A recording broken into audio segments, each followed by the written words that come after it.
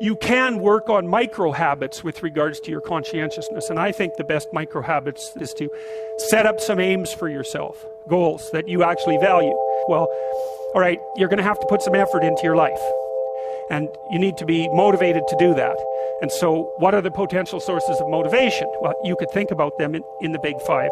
But then there are dimensions that you want to consider your life across. And so we ask people about, well, you know, if you could have your life the way you wanted it in 3 to 5 years, if you were taking care of yourself properly, you know, what would you want from your friendships? What would you want from your intimate relationship? How would you like to structure your family? What do you want for your career? Well, how are you going to use your time outside of your job? And how are you going to regulate your mental and physical health, and maybe also your drug and alcohol use? And then maybe, you know, you develop a vision of what you would like your life to be once the goal is established, and then you break down the goal into micro processes that you can implement. The micro processes become rewarding in relation to their causal association with the goal, and that tangles in your incentive reward system. And the way it works is that it works better if it produces positive emotion when it can see you moving towards a valued goal. Okay, well, what's the implication of that? Better have a valued goal, because otherwise you can't get any positive motivation working out. And so the more valuable the goal, in principle, the more the micro processes associated with that goal start to take on a positive charge. And so what that means is, well, you get up in the morning and you're excited about the day, you're ready to go. And so as far as I can tell, what you do is you specify your long-term ideal. You do that in some sense as a unique individual. You want to specify goals that make you say, oh, if that could happen as a consequence of my efforts, it would clearly be worthwhile. Because the question always is, why do something? Because doing nothing is easy. You just sit there and you don't do anything. That's real easy. The question is, why would you ever do anything? And the answer to that has to be because you've determined by some means that it's worthwhile. And then the next question might be, well, where should you look for worthwhile things? And one would be, well, you could consult your own temperament. And the other would be, well, you kind of look at what it is that people accrue that's valuable across the lifespan.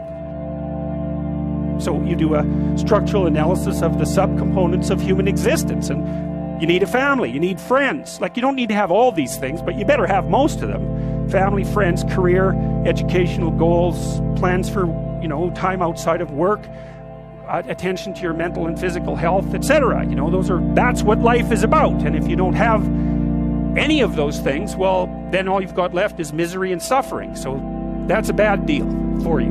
But once you set up that goal structure, let's say, and that's really, in many ways, that's what you should be doing at universities. That's exactly what you should be doing, is trying to figure out who it is that you're trying to be, right? And you aim at that. And then you use everything you learn as a means of building that person that you want to be. And, okay, number one, specify your damn goals, because how are you going to hit something if you don't know what it is? That isn't going to happen. And often people won't specify their goals too, because they don't like to specify conditions for failure. So if you keep yourself all vague and foggy, which is real easy, because that's just a matter of not doing as well, then you don't know when you fail. And people might say, well, I really don't want to know when I fail because that's painful. So I'll keep myself blind about when I fail. That's fine, except you'll fail all the time then. You just won't know it until you've failed so badly that you're done. And that can easily happen by the time you're 40. So I would recommend that you don't let that happen. So that's willful blindness, right? You could have known, but you chose not to. Okay, so once you get your goal structure set up, you think, okay, if I could have this life, looks like that might be worth living, despite the fact that it's going to be anxiety-provoking and threatening, and there's going to be some suffering and loss involved and all of that. Obviously, the goal is to have a vision for your life such that, all things considered, that justifies your effort. Okay, so then what do you do? Well, then you turn down to the micro routines. It's like, okay, well, this is what I'm aiming for. How does that instantiate itself day to day, week to week, month to month?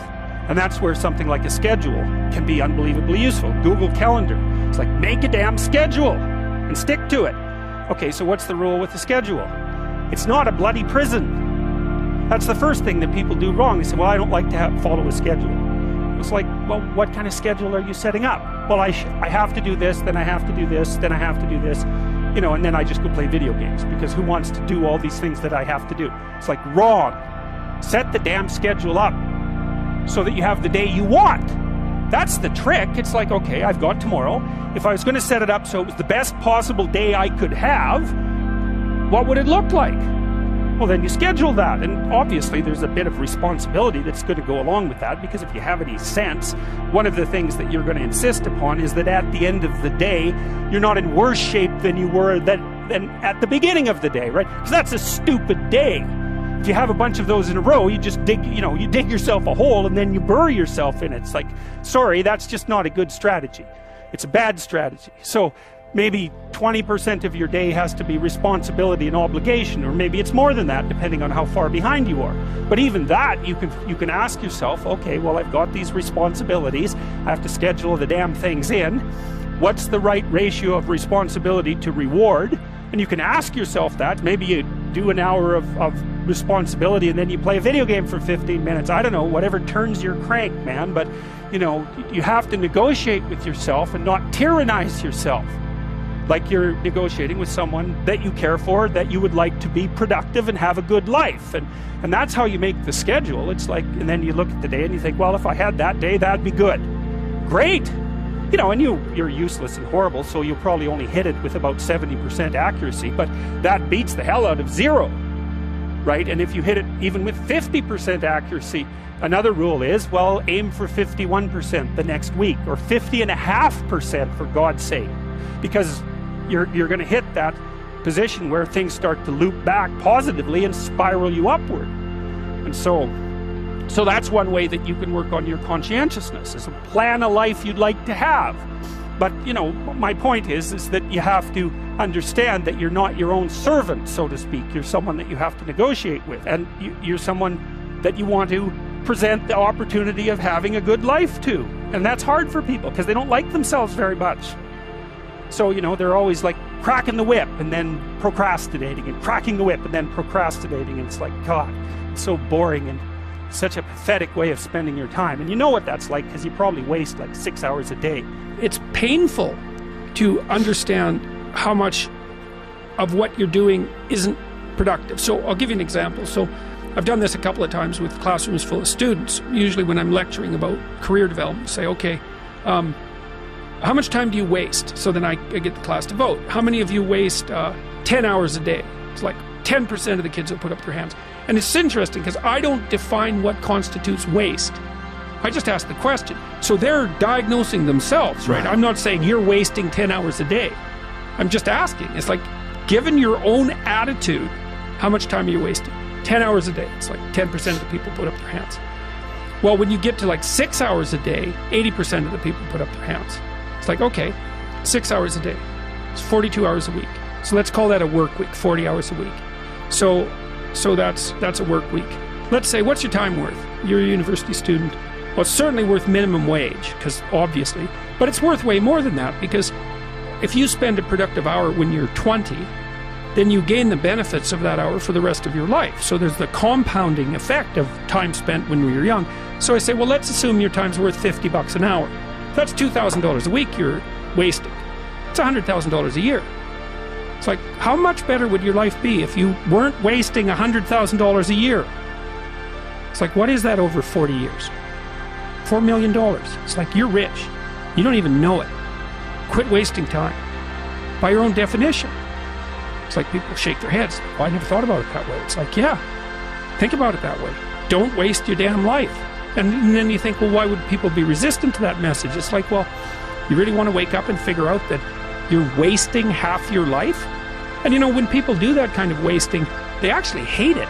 It's like, so it's painful. It's painful to recognize that. Then it's painful to think, oh my God, look how undisciplined I am. I don't know anything. I can't use a schedule. I can't stick to a calendar. I don't have any aims. I don't know anything about the world. Right? And maybe there's a part of me that's bitter because I haven't got everything already. And I'd just like to say, to hell with it. That's the recognition of the Jungian shadow. It's like, that's what makes you vicious and untrustworthy. All of that. No one wants to look at that. And no bloody wonder. But hey, the alternative is worse.